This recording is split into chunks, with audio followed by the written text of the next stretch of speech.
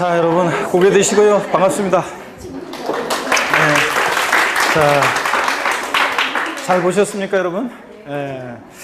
이게 그 범위는 적은데 문제는 많이 출제하다 보니까 샅샅이 이렇게 출제를 했습니다. 그래서 한번 보겠습니다. 샅샅이 자세하게 출제를 했는데, 자, 점수 항상 뭐 실망하지 말고 그 틀린 거에 대해서는 왜 틀렸는지 꼭 확인하고 주셨어가지고 다음에 안 틀릴 수 있도록 하는 게 중요합니다. 1번 문제 보시면, 자, 몇 번이 정답입니까? 자, 3번이죠, 여러분들. 자, 소득세법상 소득세에 관한 설명이라 틀린 거 그랬는데 3번 지문 보니까요. 비고자는 국외 소재 토지 양도소득에 대해서 소득세 납세무가 있다는데, 당연히 비고자는 국내 원천 소득만 납세무가 있죠. 국외 소득은 납세무가 있다 없다? 없습니다. 그래서 3번이 정답이고요. 나머지에 관한 것들 가장 기본적인 것들인데 꼭 여러분들이 보시고요. 뭐 5번 지문 같은 거, 양도소득은 다른 소득과 합산하지 않고 각각 별도로 어떻게 한다? 구분해서 분류과세한다는 거. 양도소득과 퇴직소득은 분류과세하죠. 이거 여러분들. 그래서 3번 정답이고요. 2번 문제 보도록 하겠습니다. 빨리빨리 들으시고 2번 문제. 소득세법상 고제 양도소득세 대상인 것은 그랬습니다. 자, 몇 번입니까, 여러분? 네, 이런 건 틀리면 안 돼요. 양도세 과세 대상, 양도에 해당하는 거 해당하지 않는 거 문제 나오면 이 부분은 틀리면 안 됩니다. 4번이죠.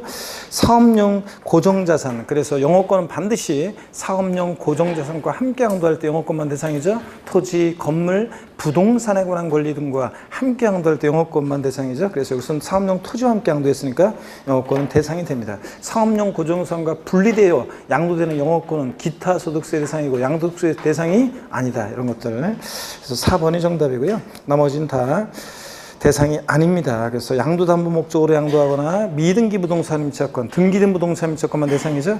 또 이혼 당사 일방이 제3분할 정권 행사로 인한 이전은 양도에 해당하지 않는다. 원래 내 거 내가 시작한 거니까.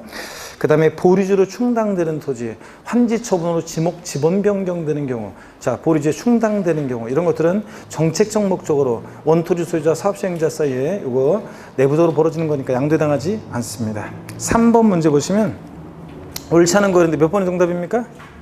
네? 3번이죠, 여러분들. 자, 옳지 않은 거 양도세. 3번 지문. 양도소득세는 납세 의무자의 과세 표준과 세계, 신고에 대해 과세권자가 세액을 결정하는 부가과세 제도이다는데, 당연히 여러분 종부세가 부가과세하는 세금이지 국세에서 양도소득세는 신고 납부하는 세금입니다. 납세 의무자가 과세 표준과 세액을 신고하는 때 납세 의무가 확정되는 신고 납부하는 세금입니다. 3번 당연히 틀리면 안 되고요. 정답입니다. 그 다음에 양도세에 관한 1번, 2번 지문 이런 것도 읽어보시는 거고요, 여러분들. 자, 그래서 쭉 나머지 읽어보시고 5번 지문 같은 거, 양도세는 공부상 등기등록과 관계없이 사실상 양도한 경우에 과세는 실질주의, 실질과세하는 세금이죠. 자, 그래서 5번 맞고요. 3번이 정답입니다. 자, 4번 보시면 다음은 소득세법상 납세 의무자에 대한 설명이다. 틀린 거 그랬습니다. 요거 몇 번 정답입니까, 여러분? 네? 5번도 이것도 틀리면 안 되죠, 여러분들. 그 5번. 고자가, 틀린 분이 계신 건가요? 이런 건 틀리면 안 되는데. 고자가 양도일까지 계속해서 국내에 3년 이상 주소고수 둔 경우 국외에 있는 토지 양도로 인해서 발생한 소득에 대한 양도소득세 납세 의무가 있다. 자, 국외 자산에 대한 양도소득세 납세 의무자는 거주자야 되는데 그냥 거주 안 되고 양도일년제 계속해서 몇 년 이상? 5년 이상 주소고수 둔 고자만이 납세 의무가 있습니다. 3년 이상 주소 둔 자는 납세 의무가 있어요, 없어요? 없어요. 4년 안 돼요. 5년 이상 주소고수 둔 고자만이 납세 의무가 있습니다. 5번 정답이고요. 1번 지문 보시면은 1번 지문 소득세법상 납세의무자 개인인데 법인으로 보지 않는 법인격 없는 사단, 재단, 기타 단체도 소득세 개인으로 봐서 소득세 납세 의무가 있다는 거. 그 다음에 2번 국내 거주를 둔 기간이 일과세 기간 동안 183일 이상인 경우에 국내에 183일 이상 거주를 둔 것으로 봐서 이제 거주자로 보게 되는데요. 자, 여기 이제 이과세 기간이었다. 이게 2018년도 개정세법인데 이게 이과세 기간이었다가 올해 일과세 기간으로 바뀌었습니다. 일과세 기간으로 바뀌니까 이과세 기간 동안 183일 이상 거주를 두고 있으면 거주자로 봤어요. 그런데 일과세 기간 동안 183일 이상 거주 둔 자로 바뀌었으니까 거주자가 되기가 좀 어렵게 됐잖아요. 그죠, 여러분들? 그러면 제외 동포는 거주자가 되는 것보다는 거주자가 아닌 자가 되는 게 유리해요. 자, 왜냐면 우리나라에 뭘 투자하고 그럴 때. 자, 그래서 요거를 일과세 기간으로 바꿨습니다. 이과세 기간에서. 그래서 기본세 없었지만 요거 개정세법, 소득세법 한 번 그냥 봐둡니다. 편하게. 그 다음에 3번 국내에 거소를 둔 기간이 183일이 되는 날에 비고자는 고자로 본다. 그렇죠, 여러분들? 자, 국내에 주소가 있거나 주소를 두거나 아니면 거소는 183일이 를 둔 날에 비고자가 고자로 전환됩니다. 왜냐하면 고자라는 것은 국내에 주소가 있거나 183일 이상 거소 둔 자잖아요. 그러니까 비고자 고자가 전환되는 시기가 이렇게 거소는 183일 이상 거소를 뒀을 때 그렇습니다. 그 다음에 4번 보면 주소는 국내 생계를 같이 하는 가족 및 국내 소지하는 자산 유무 등 생활관계 객관적 사실에 따라 판정합니다. 그래서 한번 편하게 이제 보시면 되는 그런 지문이었습니다. 5번 문제 보시면 다음은 소득세에 관한 설명이다. 틀린 거 그랬습니다, 여러분. 자, 요거 몇 번의 정답입니까? 3번이죠. 이것도 틀리면 안 됩니다. 소득세는 종합소득세, 퇴직소득세, 양도소득세로 구분되며 이 중 양도소득세는 납부할 세액이 1천만 원 초과하는 경우에 물납됩니까? 안 됩니다. 양도세는 물납 허용되지 않습니다. 분할 납부만 되지. 그래서 3번이 정답입니다. 그 다음에 1번 지문 거주의 소득세 납세지는 그 주소지로 한다. 다만 주소지 없으면 어디요? 거소지로 하고 이런 것들. 2번 비거주의 소득세 납세지는 국내 사업장 소재지입니다. 그죠? 주소 거소지로 갈 수 없으니까. 그때 다만 국내 사업장이 둘 이상이다 그러면 주된 국내 사업장 소재지를 납세지로 하고요. 4번 소득세는 법인세와 달리 원칙으로 과세기간을 임의로 설정하는 것이 허용되지 않고 있죠. 나는 소득세 과세기간을 4월 1일부터 3월 31일까지 기간으로 할 거다. 이런 거 안 돼요. 그 다음에 5번 퇴직소득과 양도소득은 종합소득에 포함되지 않고 분류과세하고요. 자, 5번까지는 답을 맞추셨어야 됩니다. 이런 것들은. 자, 그 다음에 6번 문제 보겠습니다. 소득세법상 양도세 대상이 아닌 거 그랬는데 몇 번입니까, 여러분? 3번이죠. 지역권은 대상이 된다, 안 된다? 안 됩니다. 용익문권 중에서 부동산에 관한 권리 중에서 사용수익에 관한 권리로서 지상권, 전세권은 대상인데, 지상권, 전세권 대상인데 지역권은 대상이 된다, 안 된다? 안 된다는 거. 아이고, 갑자기 오전엔 괜찮았던 것 같은데 부상을 당해 갖고 왔어. 아, 그랬나? 아이고, 그래. 자, 계속 이어서 보겠습니다. 그래서 지역권은 대상이 아닙니다. 지상권, 전세권인데 1번 지문이요. 비고자도요. 국내에 소지하는 자산을 양도했을 때는 납세무가 있다, 없다? 비고자가 국내 자산을 양도했을 때 양도세 납세무가 있다, 없다? 있습니다. 국내 토지 양도했을 때는 마돈나가 우리나라 국내에 있는 부동산 양도했다. 세금 내고 가야죠? 네. 자, 그렇습니다. 좋습니다. 자, 2번 등기하지 않은 지상권 양도소득. 자, 지상권 전세권은 등기와 무관하게 대상이 됩니다. 자, 그래서 맞고요. 4번 특정시설물 이용 및 회원권은요. 자, 당연히 골프 회원권 같은 명칭 불문하고 이용권 회원권 대상이 되고 회원권적 성격이 들은 주식도 포함해서 대상이 됩니다. 5번 무허가 건물 양도로 발생한 소득. 자, 우리 실질과세원칙상 우리 세법은 양도세 등기되지 않아도 등록되지 않아도 허가받지 않아도 과세가 됩니다. 자, 그래서 3번이 정답입니다. 이것도 맞췄어야 되고요.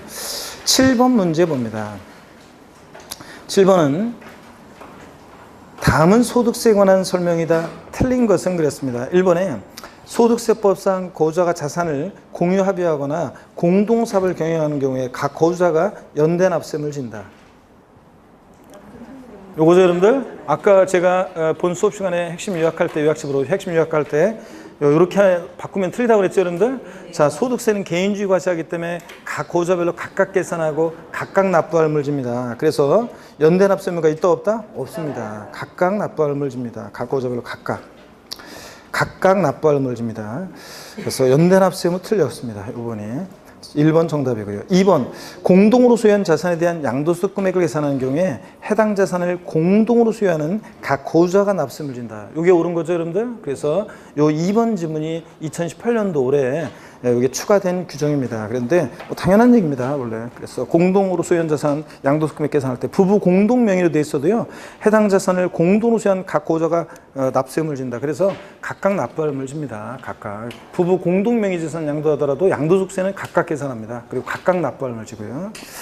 연대 납세 못하는 게 포인트고. 3번 지문은 양도수익 있는 고유자가 자산을 공유하는 경우에 그 분배 비율에서 분배됐거나 분배될 소득 금액에 따라 각 고유자별로 소득 금액 계산해서 당연히 고유자별로 납세금을 줍니다. 그죠? 1번 지문처럼 하면 틀린 거고.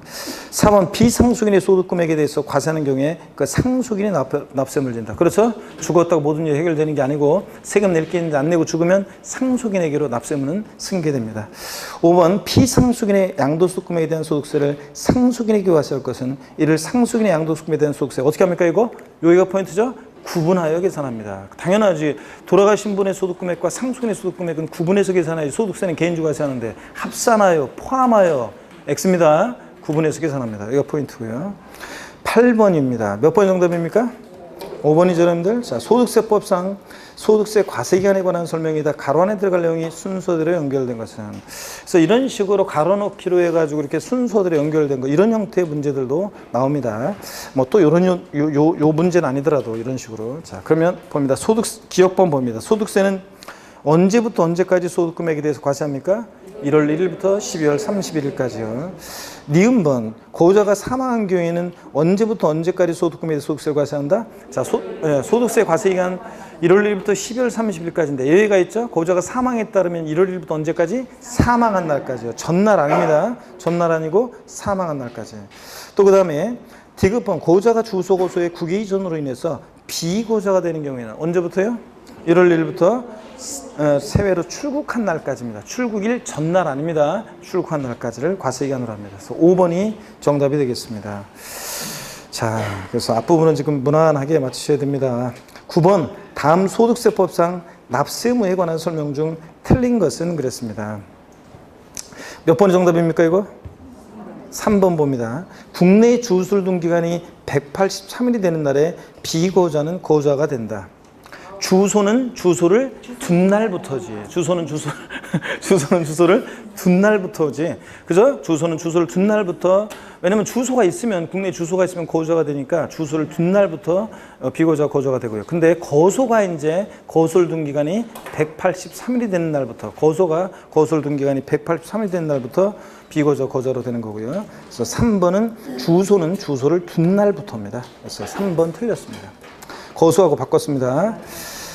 3번 정답이고, 1번은 뭐 고유자는 국내 국외 소득에 대한 납세 의무가 있지만 비고유자는 국내 원천 소득에 대해서만 납세 의무 있다. 그렇죠? 예. 2번은 해당 과세기간 종료일 10년 전부터 국내에 주소나 거소를 둔 기간이 5년이 아닌 외국인 거주자, 따로 에바 자밀라를 떠올리셔야죠. 국외에서 발생하는 그 원천 소득에 대해서는 국내에서 지급되거나 국내로 송금된 소득에 대해서만 과세합니다. 여러분, 이거 맞고요. 그 다음에 에바는 저 정정하겠습니다. 에바는 한국 사람하고 결혼했으니까 에바는 한국인이니까 뺍니다. 이 외국인 거주에서 자밀라. 자, 4번 봅니다. 4번은 반복되는 거고요. 5번 봅니다. 고유자가 주소 고소의 국외 이전을 위해서 출국하는 날의 다음 날에 고유자는 비고유자가 된다. 자, 여러분, 고유자가 비고유자로 전환되는 시기에 이거 소득세법 통칙 내용이었다가 몇 년 전에 시행령으로 들어왔기 때문에 좀 주의를 하셔야 되는데, 그럴 때 3번 지문과 함께 반대로 고유자가 비고유자로 전환될 때 이런 거 나오면 언제라고 했습니까? 다음 날. 그 사유가 발생한 날의 다음 날, 출국하는 날의 다음 날. 이거 있는지 꼭 확인합니다. 고유자가 비고유자로 전환되는 시기 나오면 다음 날. 요거 항상 확인해야 됩니다. 다음날. 10번 문제입니다. 소득세법상 고유자의 양도소득세 대상이 아닌 것은 그랬습니다. 몇 번 정답입니까? 네? 5번이죠, 여러분들.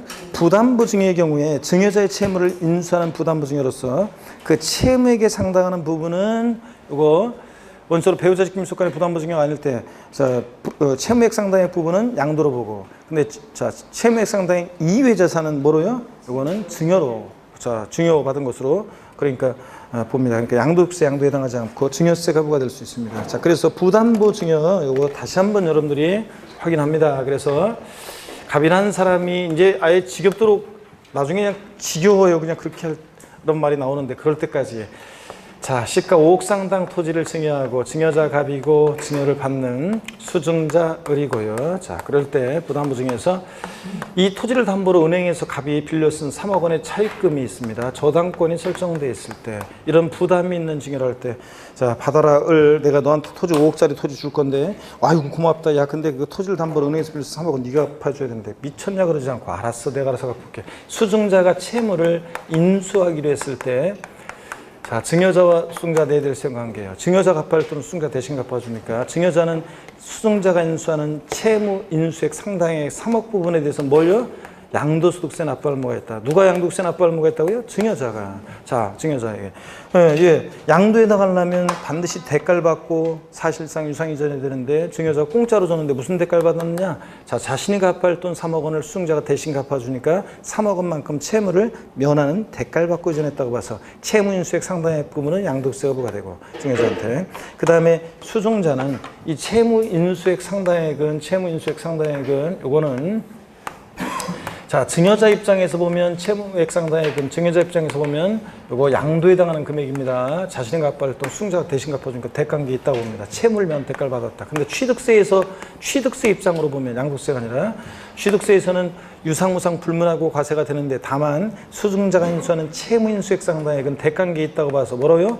유상으로 취득한 것으로 보고 유상 취득으로 보느냐 무상 취득으로 보느냐가 포인트인데 유상 취득으로 보고 그 다음에 수증자는 전체 증여받은 재산가액에서 채무액, 저 갚아야 하는 돈 채무 인수액 이외 자산 부분에 대해서는 이외 자산 부분은 저 5억에서 저 사례 같으면 3억 채무액 뺀 3억 뺀 2억 부분은 공짜로 받았으니까 수증자한테 뭐가 증여세가 부과될 수 있고 증여세가 부과되고 그 다음에 증여에 해당되고 그 다음에 자 취득세 입장에서 보면 자 공짜로 취득한 거죠.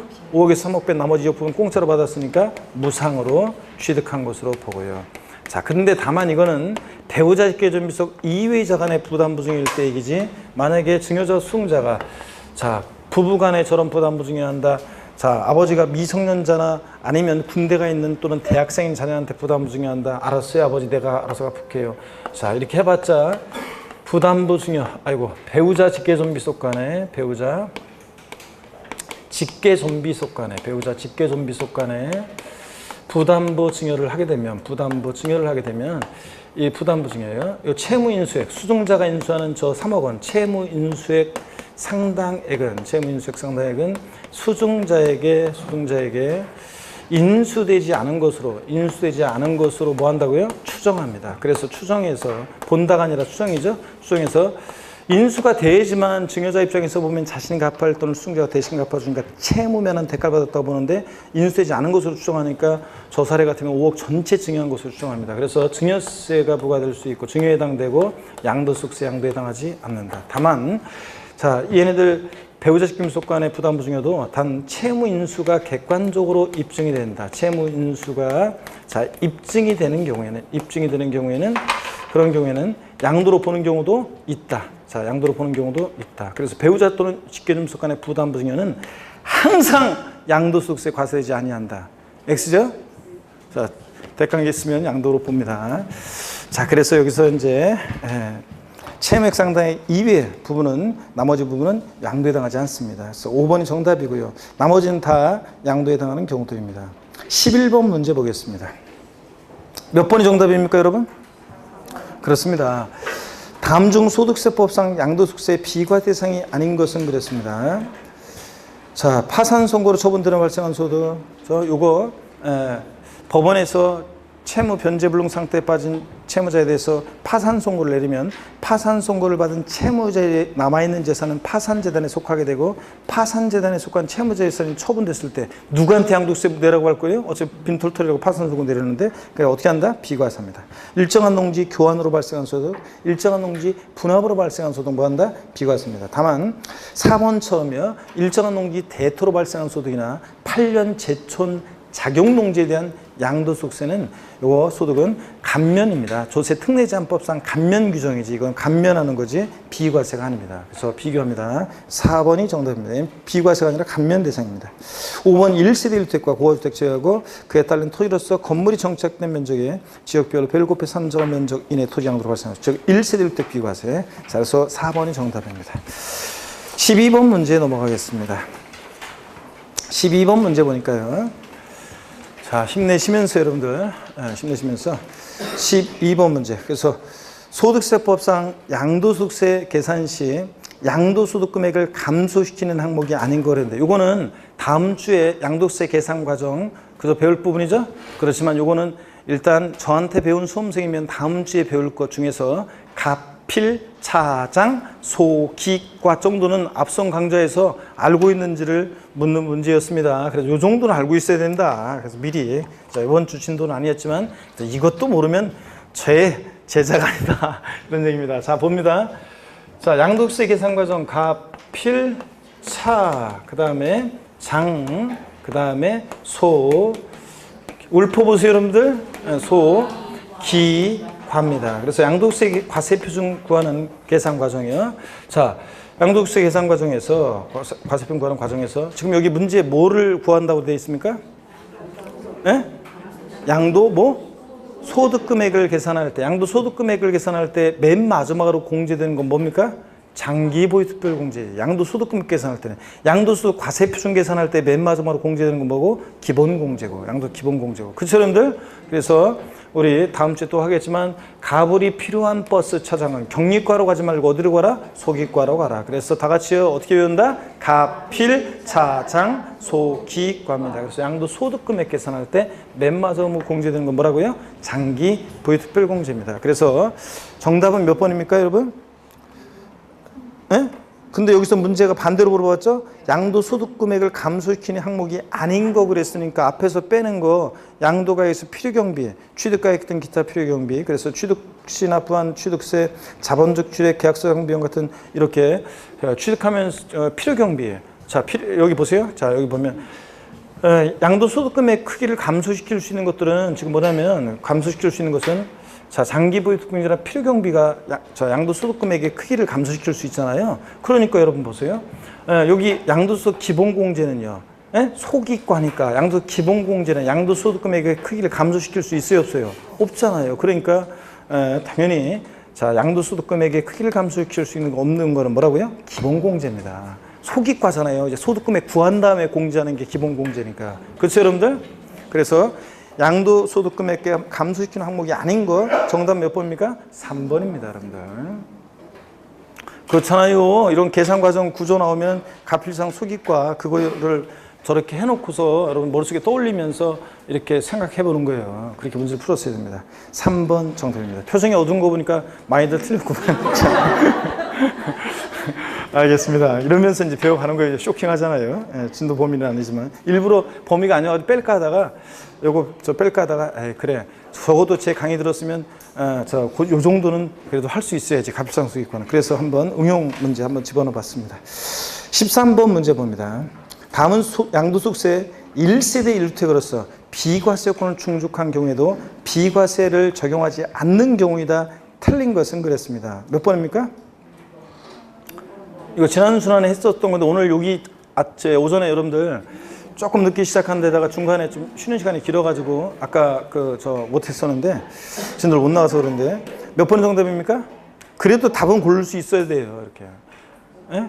몇 번이에요? 4번이지 여러분들. 보세요.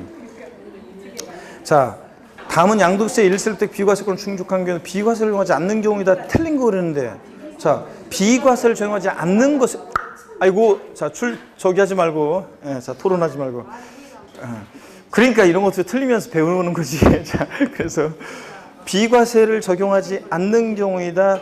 틀린 것은 그런데 요 문제는 13번 문제는 제가 출제한 문제가 아니라 다른 타사 모의고사 문제예요, 여러분들. 전국 모의고사 문제. 자, 근데 요거 우리가 오늘 진도는 안 나갔지만 다음 주에 나갈 거지만 지난 순환 했던 거예요. 일요일 과정에서. 보세요. 요약집에 다 정리되어 있고요.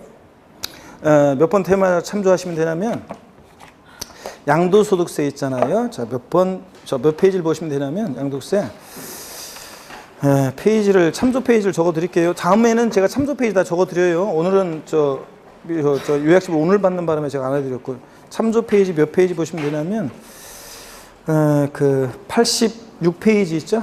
86페이지 13번 테마, 양도세 13번 테마, 13번 번호 다 테마별로 나와 있잖아요. 그래서 86페이지 13번 테마입니다. 자, 그럼 요 요약집 한번 펴니다. 요약집 86페이지 요약집 86페이지 13번 테마 요걸 한번 보도록 하겠습니다, 여러분. 자, 보시면은 보세요. 13번 테마 보니까 제목이 겸용주택 등 해가지고 그 아래에 겸용주택과 관련한 그 표 아래에 박스가 또 있죠. 1세대 1주택 비과세 배제되는 경우. 찾으셨습니까, 여러분? 네. 자, 보시니까 비고자가 양도하는 경우에 예외는 있지만 비고자가 양도하는 경우에 원칙적으로 배제가 됩니다. 왜 그러냐? 여러분, 재미동포가요. 국내 우리나라에는 주소나 183일 이상 거소도 없는 우리 재미동포가 만약에 우리나라 국내에는 1세대 1주택을 양도했어요. 그럴 때 비과세 해준다 안 해준다? 안 해줍니다, 원칙적으로. 왜냐하면 여러분 보세요. 거주자에 대해서 우리가 1세대 1주택에 대해서 우리가 특별히 양도세 비과세도 해주고 요건 같으면 또 장기 보유특별공제도 양도소득세가 과세되는 1세대 1주택은 보유연수에 8%씩 적용해서 양도차익에 3년 이상 4년 미만이면 83, 24, 24%부터 10년 이상 보유하면 몇 프로까지? 80%까지 확대 적용도 해주잖아요. 1세대 1주택에 대해서는. 그럴 때 이렇게 1세대 1주택에 대해서는 이렇게 혜택을 주는 이유는 1세대 1주택자에게 주택이라는 것은 자산적 가치를 그것도 있지만 사회와 국가의 가장 기초 단위인 가정의 보금자리적 성격이 강하잖아요. 그래서 비과세 해주는 건데 그 비고자가 자, 재미동포가 비고자가 우리나라 국내에 있는 주택을 양도했다. 마돈나가 자, 그러면 그 사람의 보금자리는 어디 있어요? 해외에. 그렇기 때문에 비고자가 양도할 때는 1세대 1주택 비과세 해준다 안 해준다? 안 해줍니다, 여러분. 자, 고자가 양도해야지. 그래서 1번 비고자가 양도하는 경우에 배제됩니다. 그 다음에 예외는 이제 어떤 경우냐면 예외는 요거 예외적으로 비고자가 양도세 1세대 1주택 비과세 받을 수 있는 예외는 이런 거예요. 저를 들어보세요. 우리가 보유기한 특례하면서 배웠어요. 해외에 거주하기 위해서, 해외 이주하기 위해서 출국했어요. 그래가지고, 자, 출국일로부터 몇 년 내? 2년 내. 이 주택을 양도하게 되면 그때 비과세, 보유기간 관계없이 비과세 받을 수 있다고 그랬잖아요. 오늘 배웠어요, 오늘. 해외 이민은 2년 미만 보유에도 양도세를 비과세 받을 수 있는 특례가 있습니다. 2년 미만 보유했어도 해외 이민으로 세대 전환 출국하거나 1년 이상 취학이나 또 근무상명편으로 국외에 거주하기 위해서 세대 전환이 출국했을 때 출국일 현재 1주택이고 출국일로부터 몇 년 내? 2년 내 양도하게 되면 2년 미만 보유했어도 비과세 받을 수 있잖아요. 보유기간 관계없이. 그런 경우만 이 사람이 해외 출국하는 바람에 지금 이제 출국해서 미국으로 이민 가려고 갔어요. 그렇기 때문에 그 사람이 국내에는 그 사람이 이제 비고자가 됐어요. 그 사람이 국내에 1세대 1주택을 양도할 때 그때는 비과세 받을 수 있다는 얘기입니다. 그런 예외 빼놓고는 원칙적으로 비고자 양도했을 때는 비과세 받을 수 있다 없다? 없다는 얘기입니다. 그 다음에 2번 고가주택 실지 거래가액 얼마요? 9억 원 초과는 고가주택을 양도했다. 1세대 1주택 비과세 배제됩니다. 또 미등기 양도료선 자기 명의로 취득에 관한 등기하자고 팔았다. 미등기 양도면 비과세 해준다 안 해준다? 안 해줍니다. 또 4번 허위계약서 작성이요. 매매계약서에 적은 거래가액과 실지 거래가액을 다르게 적었다. 허위계약서 작성하면 비과세, 감면 둘 다 어떻게 한다? 배제합니다, 여러분. 자, 그러면 자세한 얘기는 나중에 또 다음 주에 배우기로 하고 자, 여기에 문제로 가겠습니다. 13번 문제입니다. 다음은 양도소득세 1세대 1주택으로서 비과세 요건을 충족한 경우에도 비과세를 적용하지 않는 경우요. 비과세 배제 안 해주는 경우가 쫙 나와 있다는 얘기죠. 틀린 것은 그 말은 이런 표현을 자꾸 문제 삼는데 이런 식의 표현은 시험에 나옵니다. 나온 적 있어요. 이렇게 이런 표현. 자, 양도세가 과세되는 경우이다, 비과세되는 경우이다. 옳지 않은 것은 틀린 것은 이렇게 해가 이런 표현 나옵니다. 그래서 틀린 것은 자, 그러니까 결국 뭐 하는 얘기예요? 과세되는 경우를 고르라는 얘기잖아요. 죄송합니다. 비과세되는 경우를 고르라는 얘기잖아요. 비과세되는 경우를. 그러니까 4번 보니까 주택에 딸린 토지로서 주택 정착 면적의 배율을 곱해서 산정한 면적 이내 토지요. 주택과 함께 양도되는 자, 일정 면적까지 주택의 부소지 양도라는 소득도 뭐한다? 비과세입니다. 그래서 4번이 비과세입니다. 물론 이제 정확하게 얘기하면 요 4번 지문은 좀 불완전해요. 뭐냐면 요 4번 지문은 조금 불안한 게 제가 만약에 문제를 제가 출제했던 문제가 비슷한 문제가 있는데 이번에는 이제 그 표현 같은 것을 이런 얘기하면 이거 촬영하고 있어요. 다른 분들의 시각에 의해서도 문제를 좀 보라고 표현이 제 마음에는 안 들지만 가끔씩 가다가 제가 만든 문제가 30문제면 거기에 몇 문제씩은 가끔씩 다른 분들의 시각의 문제도 이렇게 섞거든요. 제가 가끔씩. 그럴 때 표현이 조금 마음에 안 들지만 그렇다고 다른 분의 문제를 그대로 하면 질문을 그대로 하면 저작권에 걸리니까 조금 살짝 번호를 바꾸거나 바꿔요. 그런데 이제 다만 그 이상한 표현들이 좀 있어요. 그러면 그 독특한 다른 표현들은 제 마음에 안 들어도 그냥 놔두는 경우가 있는데 이 문제는 정확하게 얘기하려면 이렇게 해야 돼요. 주택과 함께 양도되는 주택에 딸린 토지로서 이렇게 주택과 함께 양도될 때 일정 면적까지 주택의 부수토지 양도량 소득을 비과세합니다. 도시적은 몇 배? 5배. 도시옥박은 몇 배? 10배까지 주택 부수토지 양도된 소득도 비과세합니다. 주택과 함께 양도되는 요 지문이 4번 앞에 들어갔으면 이제 정확하게 되는 거죠. 어떻든 간에 출제자의 의도를 봐서 항상 우리는 수험생은 출제자의 의도를 보고 문제를 풀어야 돼요. 장애의 출제자의 의도는 4번을 고르는 문제죠. 그래서 요거 자 4번이 정답입니다. 자 그러면 요거는 비과세고요. 주택과 함께 양도하는 자 이렇게 주택과 함께 양도하는 요 말이 들어갔으면 더 좋고요. 그 다음에 1번 질문 봅니다. 주택 및 딸린 그 토지 양도 당시 실거래가격의 구억원 초과는 주택은 뭐예요? 고가주택. 고가주택은 비과세 해준다 안 해준다? 안 해줍니다. 비과세 적용하지 않는 경우 맞죠? 2번 주택을 매매 거래하는 거래 당사자가 매매계약서의 거래계획을 실지거래계획과 다르게 적었다. 허위계약서 작성했죠? 비과세 안 해줍니다. 비과세 안 해주는 경우죠. 3번 취득에 관한 등기하지 않는 주택. 얘가 무슨 말이에요? 미등기 양도했다는 얘기죠. 비과세 안 해줍니다. 5번 비고자가 국외에 소지하는 이건 더군다나 이거는 뭐예요? 비고자가 국내에 소지하는 주택을 양도하더라도 비과세 원칙적으로 배제가 되는데 비고자가 국외에 소지하는 주택을 양도해서 마돈나가 캘리포니아주 산타 무슨 해변에 산타마리아 어디에 있는 해변에 있는 주택을 양도했다. 우리하고 뭔 관계가 있어요? 당연히 비과세가 적용되지 않는 경우입니다. 그래서 비과세가 적용되지 않는 경우에 다 틀린 거. 즉 비과세된 것은 몇 번입니까? 4번입니다. 아셨죠, 여러분? 이거 문제를 통해서 알아두시고 14번 문제 봅니다. 소득세법상 양도세 대상이 아닌 것은 그랬습니다. 몇 번이 정답입니까? 2번이지. 명의신탁 포함해서 신탁, 소유권 환원 이런 거는 원칙적으로 양도에 해당하지 않는다고 그랬잖아요. 2번 보세요. 명의신탁이 해지돼서 신탁자 명의로 소유권이 이전된 게 격려된 경우 그냥 믿고 맡았다 돌려주는 거예요. 신탁 해지로 인한 이전, 소유권 환원, 무효판결로 등으로 인한 소유권 환원 이런 것들은 양도에 해당하지 않습니다. 그래서 2번이 정답이고요. 1번 봅니다. 이게 지금 통계가 딱 나와 있어야지 여러분이 뭘 골랐는지를 많이 골랐는지 딱 보면서 이래가지고 제가 해야 되는데 지금 아직 통계가 아직 안 나와가지고 앞부분은 쉬운 거고 뒷부분이 어려운 거니까 이제 뒤에 통계 보면서 해드리도록 하겠습니다. 또. 그래서 14번 문제 1번이요. 관계법령에 의해서 토지 등을 수용할 수 있는 사업 인정을 받은 자에게 부동산이 수용됐다. 당연히 수용은 보상금 받고 이전이니까 양도에 해당합니다. 3번 손해배상에 있어서 당사자 간에 합의하거나 법원의 확정 판결에서 위자료 지급에 가름해서 부동산 이전했다. 위자료 지급 채무를 면하는 대가를 받고 이전하니까 대물변제로서 양도에 해당합니다. 3번 양도담보 목적으로 이전은 양도에 해당하지 않는데 다만 양도담보계약을 체결한 후 채무불이행으로 인해서 양도담보자산을 변제 충당, 매각할 때는 완전히 대가받고 넘어가는 거니까 양도에 해당한다 그랬습니다. 5번 도시개발법에 따라 법률 규정에 의해서 환지 처분에서 권리면적이 감소된 경우 가만지요. 다시 한번 소개해 드릴게요. 가만지 여러분 쭉 봅니다. 가만지의 경우를 다시 한번 설명드리면 도시개발 사업 같은 것이 벌어지는 지역인데 자 다시 한번 봅니다. 아까 정규 수업 시간에 설명드렸지만 또 이거 촬영을 하기 때문에 이것만 보는 사람들 위해서 갑이라는 사람이 있고요. 이 사람이 도시개발 사업 벌어지는 또는 정비 사업 벌어지는 지역에서 100제곱미터 토지를 갖고 있어요. 100제곱미터 토지를 갖고 있었는데 사업이 시작되면 사업 시행자로 갔다가 나중에 환지를 받았는데 60제곱미터 토지로 환지받았고요.